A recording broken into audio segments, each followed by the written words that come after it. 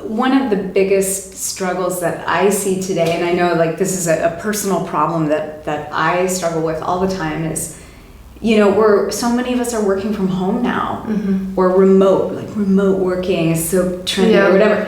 And it is so hard. It is so hard. Like you wake up in the morning and you're working from your room or your house or whatever, and you're all by yourself. And I'll be honest, some days I don't leave my house and I feel like I'm going insane. Literally, I feel like I'm going insane. And so this idea of community, and I know it's been a buzzword for, you know, at least 10 years now, where, building community. But it's one of these foundational components of a healthy life. If you don't have community, then I don't think you can be a healthy, contributing member of society. What do you have to say about that? Yeah, I think if we think about community, most of us have like community in presence in their head. So like in their neighborhood, with their friends, going out together, or going to the sports club. And I think the in-person interaction is super important. But at the same time, and I think COVID has proved that, is that online communities can be also super impactful. And I mean, we have Clubhouse, right? Yeah. Oh my God, I was just thinking about Clubhouse yesterday. And it's funny because I couldn't remember what it was called. I was like, wait, what was the name of that thing that was really exciting for a while, and then it just dropped off. Yeah, and also our favorite brands, they're like slowly turning into consumer brands and communities. Yes. Like companies are trying to establish more and more this community spirit. So Lululemon, for example, or Lego, Nike, they all have nowadays like forums where you can interact with other customers or with other experts from the industry. So this is also a super interesting development. So I would say like community nowadays, doesn't matter if online or offline, we're surrounded by it. Yeah. Let's talk about Shesapiens. Okay. All right. So Shesapiens is, and I'll read exactly the way it's written on your website because I think it just encapsulates it so well. Shesapiens is on a mission to hold space for women so they feel more empowered and inspired in their businesses through events and collaborations. Yes. So I met you through Shesapiens at an event here in Lisbon, a breakfast. And I remember when I arrived at this event, I didn't know what I was getting into. You know, sometimes you just sign up and you don't even pay attention. And I remember being greeted very warmly, maybe by you, maybe by Julia, and meeting probably like 20 women. And then we all sat down at a table and there was a beautiful spread of food. And then you led the conversation and you invited everyone to introduce themselves. And we went around in a circle, and everyone shared in a really authentic, meaningful way. And it wasn't the typical, oh, you know, my business is this and I can help you do this, which is really, it's common, and sure, we all need to do marketing, but it gets tiring, and I've come to a place where I just want to connect with people, and if later on I find out what you do or you find out what I do, then great, we can have a conversation about that. But often leading with what we do can feel a little inauthentic or forced. So I was really so impressed, and I felt so nicely held by that event. And I thought, oh, it's so nice to finally land in a community that feels genuine. And that's what I get from the Shesapiens events that I've been to so far. So thank you, first of all, for those. So you started in Lisbon, and now you've got chapters in, and I'm going to read this off because there's so many. It's amazing. So chapters in Lisbon, Amsterdam, Costa Rica, London, New York, Paris, Porto, and Stockholm. That's pretty amazing. And Amsterdam. Yes, I said it. I think I said it. Okay, so how many members do you have now? Oh, I I honestly don't know, because so here's the thing. We started as a non-profit. We started as open for donations. So we popped up in several locations, just having women around, like having them included in our communication chats. And they were not monetized. So they are members, but they are kind of early adopters, and they got everything for free. So, and right now being a business, and even today, I don't know the exact number today, but we have members that pay for the community, and this is where we want to see us in the future, right? We want to monetize this.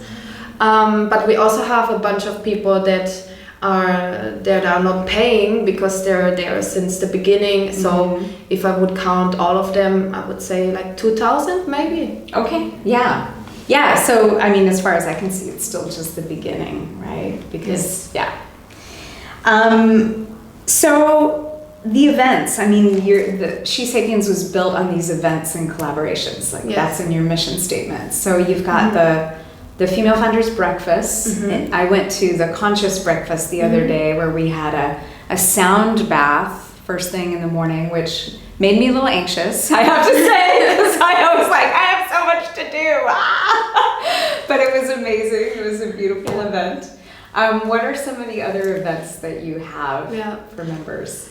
So we're doing workshops, in-person workshops, and now also online masterclasses with you soon. Yes, that's so exciting. Yeah, so this is online.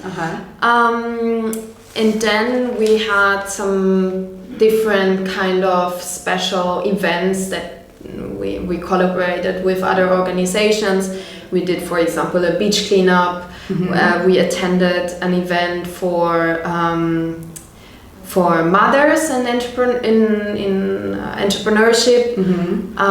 We hosted a Shesapiens birthday. I think you were also there. Our first birthday. Oh yeah, that was a great party. Yeah, I was at this beautiful palace in Lisbon. And, exactly.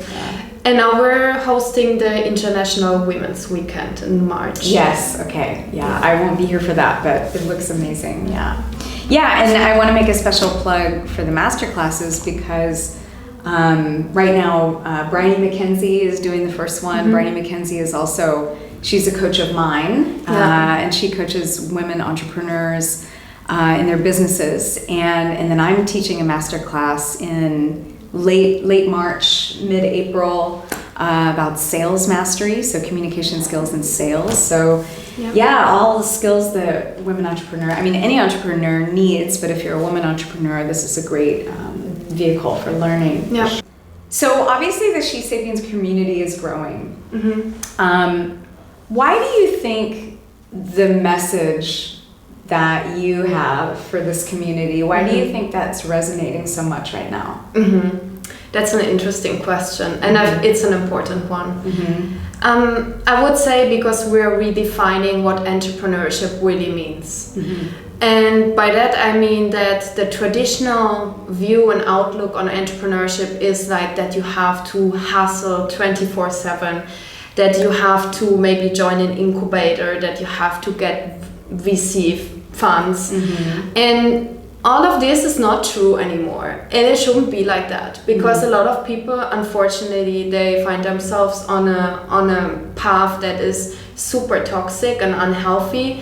They're going straight to burnout after founding their business, and this is not how it should be. And especially for us women, when we have to at any time wear so many hats, like business, family, right? At the same time, we have to be beautiful and kind, and I think like we really have to promote a more holistic outlook on entrepreneurship that creates healthy routines and that creates community, so that we can all support each other and that we can grow our businesses in a sustainable way. Yeah, that resonates with me so much, because I mean, as is proofed by my podcast listening habits, like I'm so focused on productivity all the time. How can I do 15 million things at once? You know, like I'm constantly working that angle. That's so American, isn't it? It's so American. It's so American, and it's also very Capricorn. I'm a double Capricorn, so I'm just like always blah blah blah. But you know, lately especially, I've been having like some health stuff, and I know that it's because of that. And so, for example, when I said yes to the conscious breakfast the other day, and I see there's a 2-hour block out of my calendar where I'm not going to be productive, right? And yeah, it causes me some anxiety. And then, like, honestly, when I was in the sound bath, I was just like, why am I so anxious right now? What's my problem? You know, like, why is it so hard to just close my eyes? And, you know, like, yeah, we have to get things done, but is it really worth our health? Is it really worth... I mean, this is our life, you know? Yeah, but maybe, have you thought about it that social synergies are actually the best productivity hack that you can have? 100%. And this is kind of where I've come to after having this thought process and like bumping up against this wall. Because like, let's face it, we all like going to parties, I would imagine. I love going to parties. I'm really good at a party. I can work the room, talk to people, make new friends. I'm really good at that.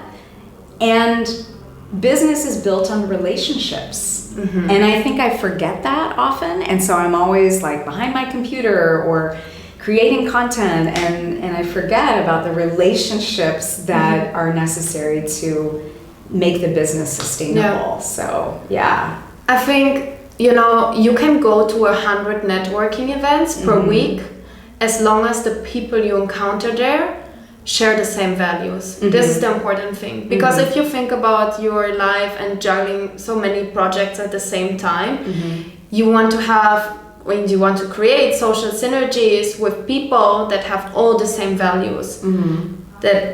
So you can actually use these resources like in a smart and effective way. But if you go to 100 networking events with different people that do not really match, that do not really fit, then in the end of the day, when you have to create something from scratch, you start from zero, because you cannot actually match your relationships. And then it becomes draining and exhausting. Exactly. Well said.